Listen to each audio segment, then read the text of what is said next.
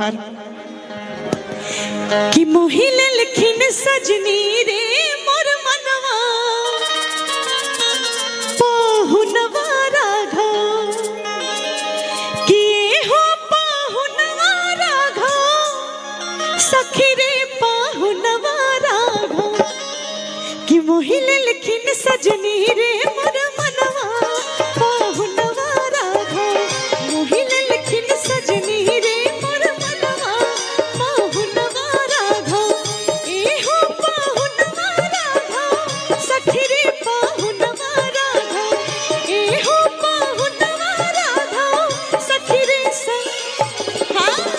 मोहिल लिखिन सजनी रे मोर मनवा पाहुनवा राघो मोहिल लिखिन सजनी रे मोर मनवा पाहुनवा राघो।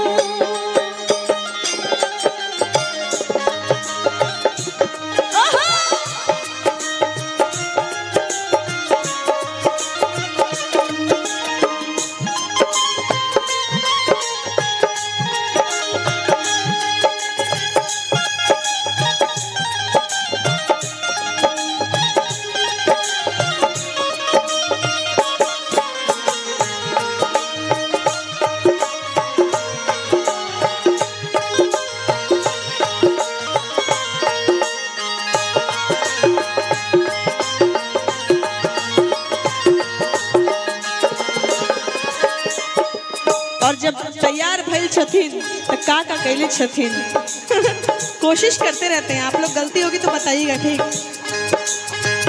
अखियां में कारे काजल होठवा पे पान का लाली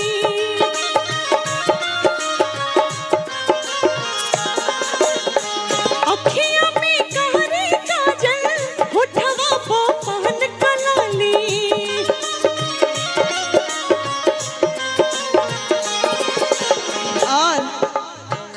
जब हम आए थे तो मिथिलांचल का वो सिरपाग हमें पहनाया गया था। मुझे बहुत पसंद है जब वो मुझे पहनाया जाता है। हम बहुत इतना के फोटो खींचते हैं और डालते हैं, लेकिन ये आज की प्रथा नहीं है। ये युगांतर से चली आ रही है आप सबके बीच में, और ये प्रथा आप सब लोग पालन कर रहे हैं। एक बार ताली बजाइए अपने लिए, ये सम्मान देने के लिए आपको भी बोल रही हूँ, शुक्रिया।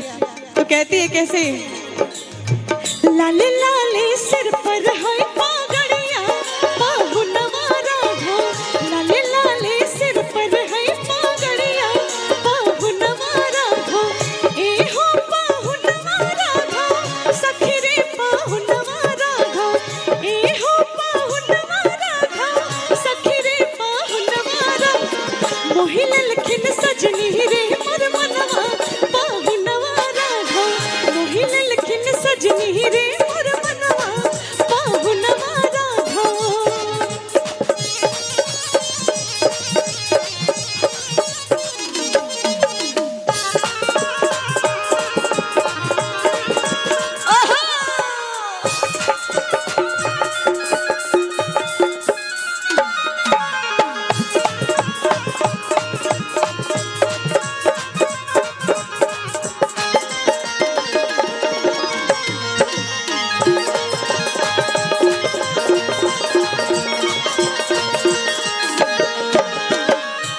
उसके बाद कहती है कि जल्दी चलो परीक्षण करने के लिए, नहीं तो लेट हो जाएगा, शुभ मुहूर्त निकल जाएगा।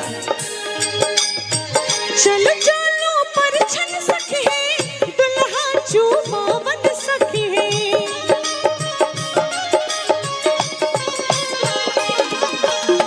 चलो चलो परीक्षण सखी है दुल्हा चूमावन सखी है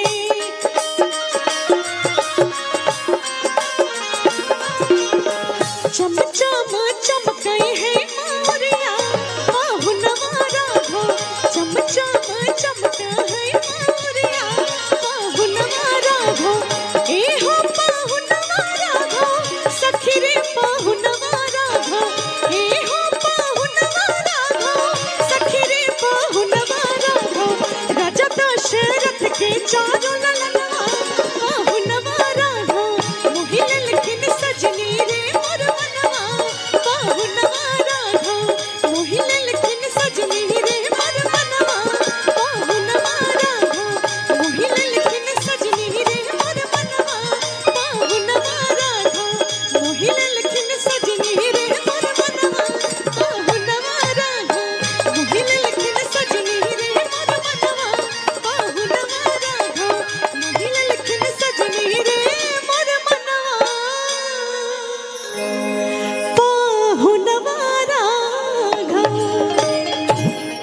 बोलिए सियापति रामचंद्र की। ये बात अच्छा, किसको किसको अच्छा लगा भजन, एक बार हाथ उठा के बताइए।